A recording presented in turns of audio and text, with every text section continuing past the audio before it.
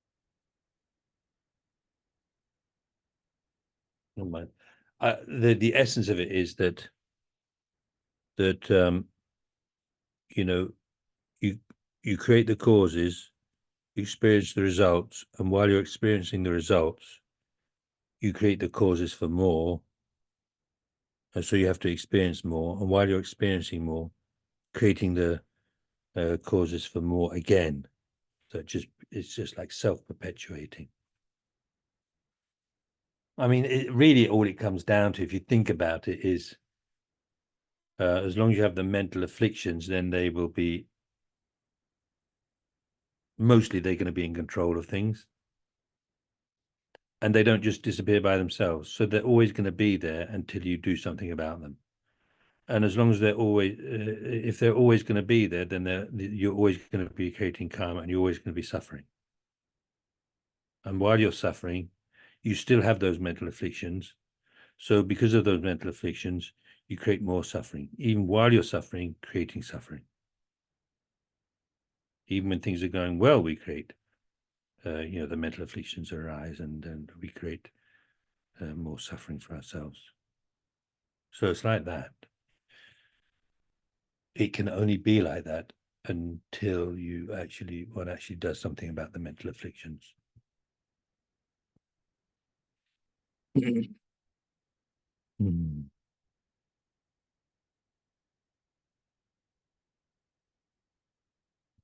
Well, I'll tell you what, maybe I can't really think of much else to say, but this is something which will be a little bit of a summary, which I quite like anyway.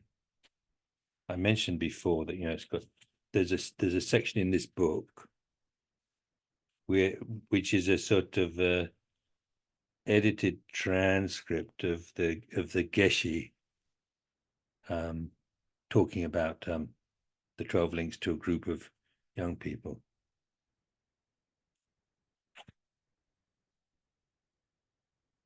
Okay.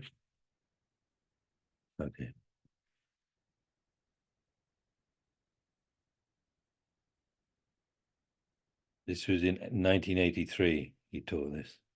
He's been passed away many years ago. Lived in like the New York area.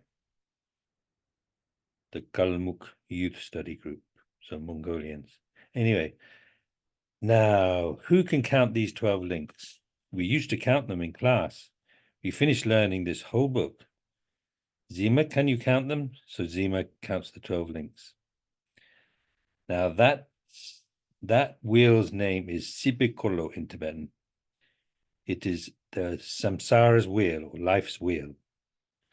In the root text, it's taught taught with the verses, and then Geshe-la quotes these verses. So they begin with the words Sibikolo, the wheel of life. This is in the Abhidhamma kosha system. Anyway, when did it start turning? What was the first time this wheel of life started moving? In fact, it's beginningless. Nobody can point to some event and say, that was the starting point. That was the first step. It is absolutely beginningless. From time without beginning, we have been turning in samsara, like a wheel, like a big wheel. What this means is, according to Buddhism, you have a previous life, a former life, then there's your former life's former life, your former life's former life's former life, and so on. You cannot find the first life because it is beginningless. It's beginningless. Therefore, the starting point of that wheel of samsara, that samsara's life wheel, is beginningless. So it means our life in samsara is beginningless. In the system of the Abhidhamma kosha, this wheel of samsara, of life, is taught with the 12 limbs, the 12 limbs of dependent origination. It means those 12 limbs are related, the first to the second to the third, and so forth. This is because the Buddha said in the sutra, This has come out, so this exists. This has arisen. So it's true in the rice seedling sutra. The Buddha said, because this exists, that happens. Because this is produced, that comes about like that. That's how he taught the 12 links. Then what is this other one? This is ignorance. You have ignorance, and because of it, the others are coming one after the other. This is what the sutra states, and the quotation before was from the Abhidharmakosha system. Okay. I'm going to skip a bit. So now, why did the Buddha paint this drawing? So it's actually designed by the Buddha. The first purpose was that long ago, there were two great kings who were close friends. They gave each other presents, and one of them, named Bimbisara, requested the Buddha for a present to give to the other king, Udrayana. Then the Buddha began to create this wheel of life, the wheel of samsara. That's how it started. And when the painting had been completed, well, King Udrayana was, of course, a very ripe person, a person with great power from past good deeds, a person of great wisdom. He received that painting and he looked carefully at all its parts, and he tried to grasp the meaning of all those drawings, each section and the entire design, what it was trying to tell him. And because he was such an extraordinary person, he caught all of those meanings, just what the Buddha had intended and why the Buddha had painted it so. He caught everything, every meaning. Because of that, he was able to gain great knowledge. And then by thinking about it, by practicing it, he was able to abandon the wheel of life. Then he achieved nirvana. He became free from this wheel of samsara. So here's a bit more of a review. So how did he learn from this picture? In the center of the wheel, there are a pig, a bird, and a snake. Three creatures. The pig represents ignorance, the bird represents desire, and the snake represents hatred. Now, why did they choose these three creatures for those three bad thoughts? Generally, pigs are the most ignorant creature. Well, anyway, that's what they say. And birds, this one is a rooster. Roosters have the greatest desire. And snakes are generally full of hatred or anger.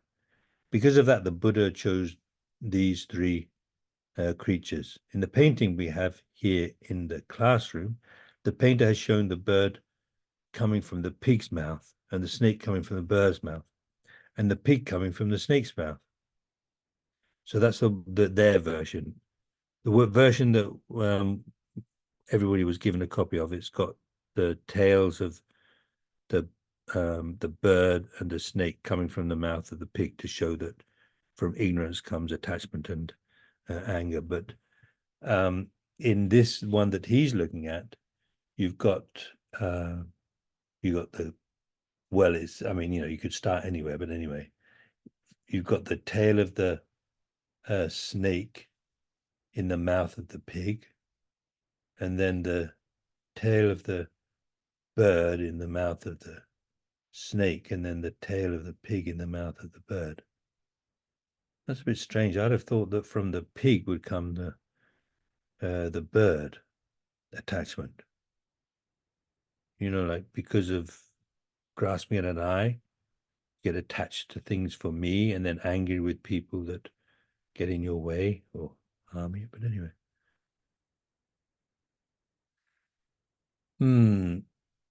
This is so this is one way, one coming from the mouth of the other. This is one way you can describe it. This is one way you can paint it, because it shows that all these three, hatred, ignorance, and desire, are related, that they are causes and results of each other. They help each other, increase each other, cause each other.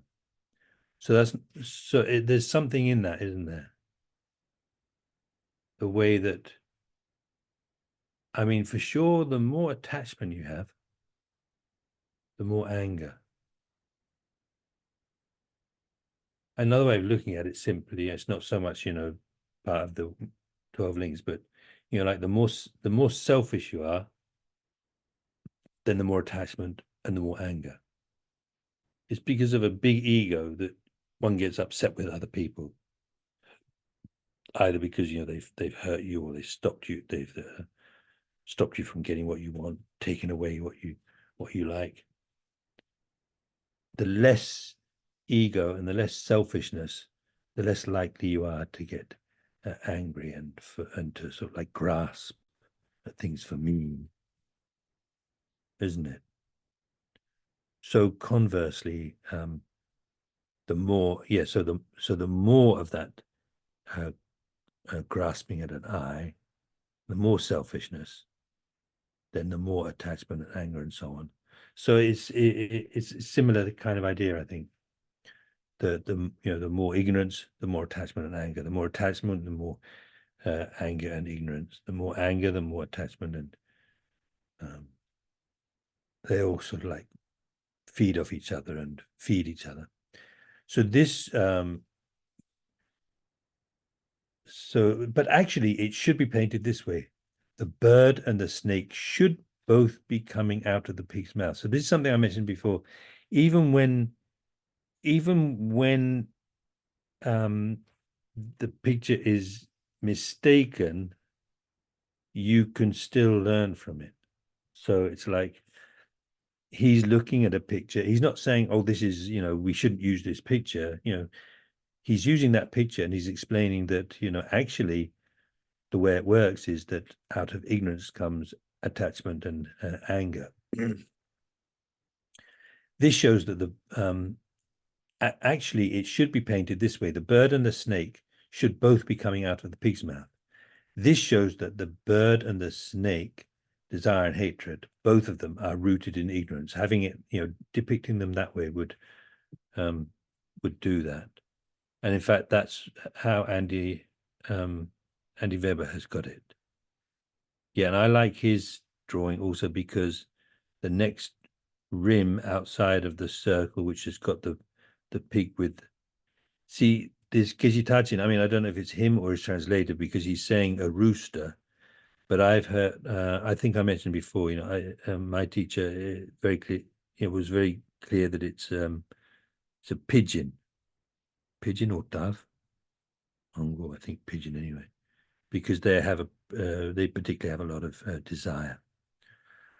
So anyway, his one shows the two coming out of the mouth of the pig, and then on the next rim he's got, for the intermediate state, on the dark side there's an animal, a predator, and a hell being, and then on the other side you've got three, which are the human, the demigod, and the god. And ignorance then is the most basic root of this life of samsara. Painting it this way is the best way. Okay, so that's the best way to when you're looking for a picture of the wheel of life. I mean, if you know, it doesn't matter too much, but it's better to have a picture where it's got the two animals, the snake and the pigeon, the bird, coming out of the mouth of the pig. Okay, we'll probably we're not going to get through the whole of this, but it's nice. I like it anyway. You might not, but I do. And it's got some very nice stories earlier on in the book. It's got the whole story of the King Udrayana and Bimbisara, and some other stories which I haven't really worked out what the connection is, but it's stories about karma anyway. So let me get to that sentence. The way it has been done here in this painting, again, shows that these three roots of samsara, ignorance, desire, and hatred, are related to each other, help each other, produce each other. So it's still a reason for having them like that. Now, ignorance, the nature of ignorance is the mind which cannot realize, cannot perceive the real nature of a person and the real nature of a person's mind, the real nature of the world. It is ignorant about the nature of all of these. I will tell you, do you have someone who is your friend? Do you have anyone who is your enemy? If you have either, then the answer comes to your mind immediately. I have. Yes, I have my friend. Yes, I have my enemy.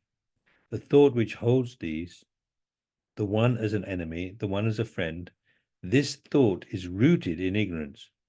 You can realize why if I give you another question. Let's suppose you have a friend. Is your friend your real friend or not?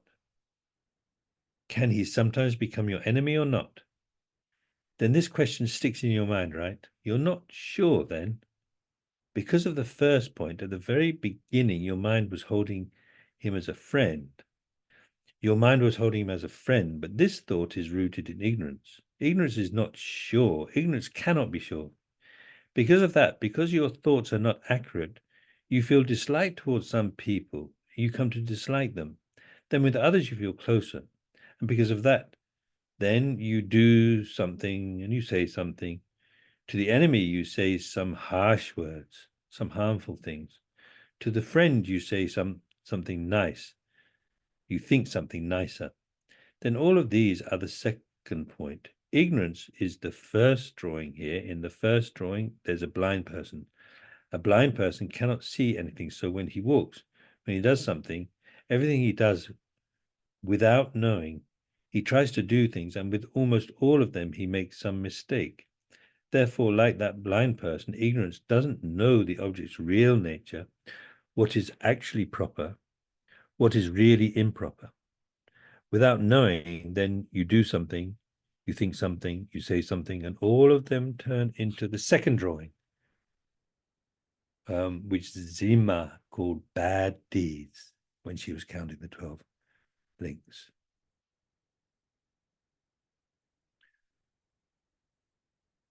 Okay, and so one last important point, which should may be obvious, it's very easy to talk about these 12 links in terms of the way that ignorance arises, which means, there's a, ego, strong sense of an I, really solid, concretely existing I.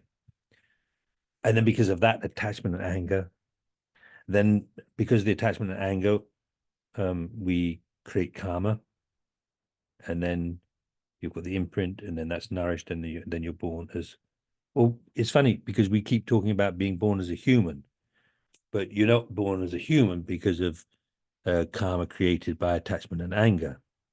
So actually, number one, even though for to get the suffering result of being born in the lower realms, you need the attachment and anger coming from the ignorance. They're not in the 12 links, right? Attachment and anger are not in the 12 links. Why? Because this is also the story of how we are born in the fortunate realms, which means after ignorance, attachment and anger don't come. You don't need attachment and anger to be born in psychic existence. You need attachment and anger to be born in the lower realms. So then it's by doing something good, to put it simply, that you're born as a human being or as a god, right? So even though what you've done is good, it could be like helping people, being friendly with people, saving lives, all sorts of things, giving, to people who are in need, good things with a good motivation. There's still, the ignorance is there. There's still a sense of a solidly, concretely existing I that's giving, that's helping. So then the karma that you've done is good, and the imprint will be the imprint of a throwing karma to be born as a human being or as a god. So anyways, that's the way in which this does also tell the story of how you're born in the 3 pleasant realms, not just the 3 lower realms. And it's also why attachment and anger are not any of the links, because they're not necessarily there. Okay, so I think that'll do.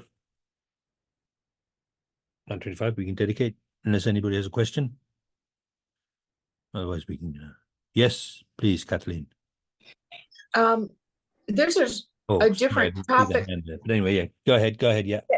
I was just wondering if you could talk about the the Nam Galma or Galma, the process that we're going to have in June, and I didn't understand, the number of days and the hours per day. Like, what would we be doing? And I know I said that wrong, Nam Galma or something. Yeah, don't worry about that. Don't worry about that. I'm sorry. It's quite a mouthful, yeah.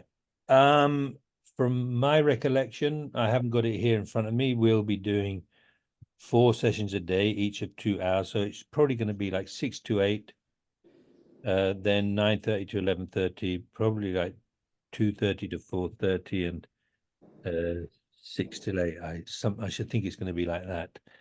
And it's a practice for where we're going to be spending long periods reciting this very long mantra for purification and also for long life. So we get a book, or we see it on the screen and we recite it out loud? Yeah, everybody will get a book, and Okay. we'll like when it comes to reciting the mantra, usually we recite together, nice and slowly. So if you're new to it, then you have an idea of how to recite it, and then we go off. What do you call it? Not exactly offline, but everybody goes on mute and turns their sound off, and we just do our recitation by ourselves. In your room or in your kitchen or wherever it is you're going to do it. Okay. We're going to do it like that. Okay. Yeah. Yeah. Thank you. Right. Then Brian and Shanna, or one of you, whichever one has got the hand up. Yeah, I was wondering if you could briefly explain the Buddha pointing at the moon disk in the upper part of the diagram. Yeah. Yeah, it's interesting. So in Andy's one, on the right-hand side, you've got the Buddha pointing, and then on the other side is the moon. But in this one that we've been sent, sort of like the Buddha and the moon are quite close together, aren't they? Right. So anyway, that's just by the way. Yeah, so the Buddha, in fact, that's something that I missed out. I completely forgot. Maybe it doesn't matter too much. Anyway, I'll only take a few minutes. So anyway, the Buddha pointing the way is the truth of the path. And then the moon is the cessation or liberation that the Buddha is saying, follow this path and you'll reach that result of liberation. It's also saying,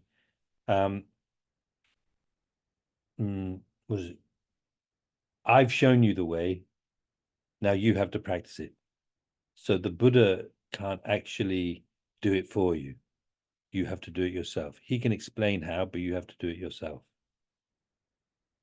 It's almost like, I don't know if this is really the same, but I don't know. It's like, we can talk about the death process and so on, but eventually you're going to have to go through it yourself. There's no avoiding it. So to achieve liberation, you have to do it yourself. Nobody's going to just put you there. Nobody's going to, click their fingers and you'll be there. You actually have to do it yourself. And it's hard in a way, but it's also liberating, because just like nobody can make you enlightened, also nobody can stop you. Okay. So there was one thing I want to say, and it is quite a simple idea. So with the Wheel of Life, with the 12 links, and just for the moment, to keep things simple, just with thinking, link 1, 2, 3, 4, 5, 6, 7, 8, right down to 12. So you've got the forward order and the reverse order, and then there's the 12 links on the afflicted side, or the side of the mental afflictions, or you could say on the side of samsara, and then the 12 links on the pure side, which is maybe you could say the side of liberation. What that means is, so for the forward order on the afflicted side, it's just exactly what we've been talking about, because of ignorance, karmic formations, because of karmic formations, the consciousness and so on, right? All of the other links following like that. There's that order, the order in which one will lead to the next one. Then the reverse order, but still on the side of the mental fictions, is you would start off with aging and death. And you can imagine, actually, you know, this could be useful, or that's the way it might occur to you. You know, you see that there's this thing called aging and death. Well, why did that happen? Oh, that happened because of being born. I mean, actually, of course, because of being born under control of mental afflictions. So why were we born? Because of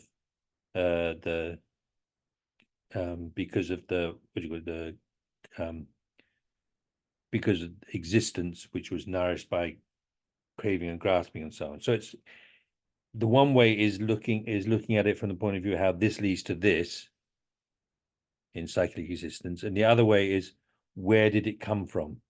So look tracing it back to the origin. So that's the afflicted side. And then on the pure side,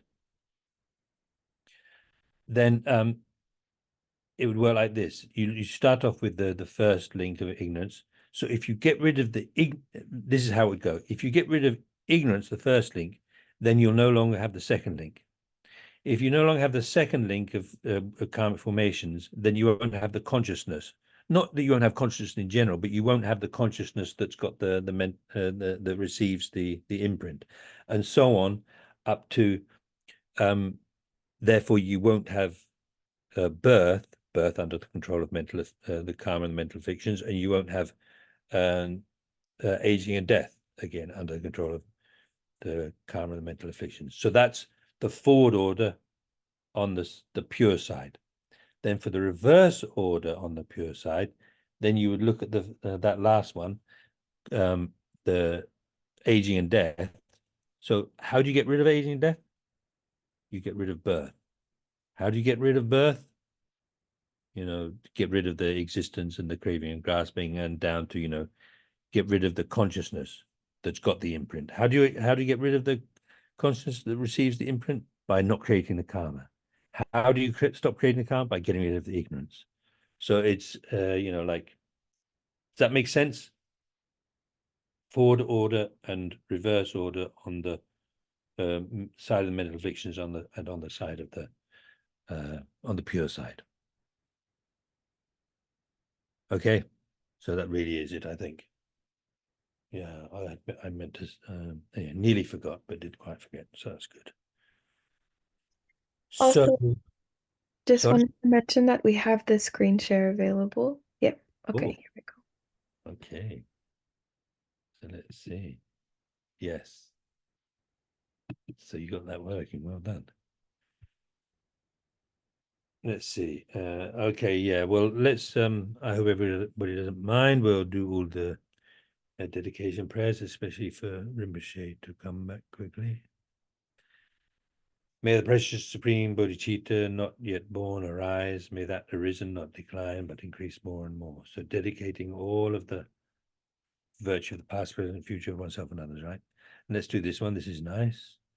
Due to all the past, present, and future merits collected by me, and all the merits of the 3 times collected by numberless Buddhism, numberless sentient beings, may bodhicitta be generated in the hearts of all the sentient beings of the 6 realms, and especially in the hearts of everybody in this world, including all the students, benefactors, and volunteers in the FPMT organization. May it be generated in the hearts of all those who rely upon me, and all those for whom I have promised to pray, and all those whose names have been given to me. May it be generated in my heart and in the hearts of all my family members, those who are living and those who have died. May the bodhicitta that has already been generated increase. Incomparably kind and supreme Tenzin Gyatso, the wish-granting, wish-fulfilling jewel, source of every single benefit and happiness in this world, may you have a long life and all your holy wishes be spontaneously fulfilled. I fully dedicate all these virtues to be able to train just like the hero Manjushri, who knows reality, and just like Samanta Bhadra as well. I fully dedicate all my roots of virtue with the dedication praises the best by the all gone by all the gone beyond victorious ones of 3 times in order to have good conduct. Due to this virtue, may I quickly become a Guru Buddha and lead all transmigratory beings without exception to that state. This is a good one now. Due to the past, present, and future merits created by me, the numberless Buddhas and the numberless sentient beings, which are completely empty of existing from their own side, may I, who am completely empty of existing from my own side, achieve the state of full enlightenment, which is completely empty of existing from its own side, and lead all sentient beings who are completely empty of existing from their own side to that state which is completely empty of existing from its own side, by myself alone, who am completely empty of existing from my own side. As long as any sentient being has not been liberated from samsara, may I abide in samsara to help them, even though I achieve highest enlightenment. By merely seeing, hearing, thinking about, or remembering me, as well as by touching me or talking to me, may all suffering instantly be pacified, and may there be happiness forever. Oh, that's good, good. Peerless teacher and assembly of the children of the victorious ones, Shravakas and Prajika Buddhas, victorious Losang, father and sons, along with the lineage masters, all the objects of refuge of infinite lands, please bestow the virtue and goodness of accomplishing this prayer here and now. Holding and spreading the Muni's precious and complete teachings, through explanation and practice, you wore the armor of patience that is never discouraged. Incomparable, venerable Guru, to you I make request. While striving single-pointedly for the sake of the victorious one's teachings, the sole gateway through which all benefit and happiness emerge, and for mother living beings, you suddenly departed to peace. What a great loss. Nevertheless, through the undeceiving truth of the blessings of the ocean of the 3 jewels, and the great waves of bodhicitta of the children of the victorious ones, may the smile of a reincarnation swiftly beam in glory for fortunate disciples. Okay, so thank you very much for spending some time here together with me. And yeah, so I'm glad that we did that. I hope it was useful, and looking forward to carrying on with the rest of the stages of the path. Bodhicitta, I think we're starting sometime next month. I can't remember the dates. Or maybe our Isabel, maybe you know the dates.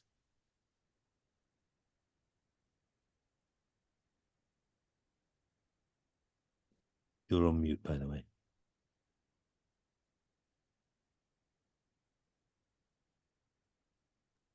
TBA. No, actually, I think that even if you can you find it? I did. Yep, I found it. So it's June 27th to August 8th. June 27th to August 8th. Yep, so Okay. that will be online via Zoom only, 8 a.m. to 9:30 a.m. And so it's up on the Land of the Medicine Buddha website under our programs for registration. That's great. Thanks very much. Yeah. Okay, so Thank Isabel you. did very well. Your sort of break, what do you call not breakthrough, breaking in. I can't remember anymore. Anyway, so yeah, thanks very much. Thanks very much. Thank you so much. Okay, see you. Bye. Thank you. Yeah, you're welcome. You're more than welcome. Thank you. See you then.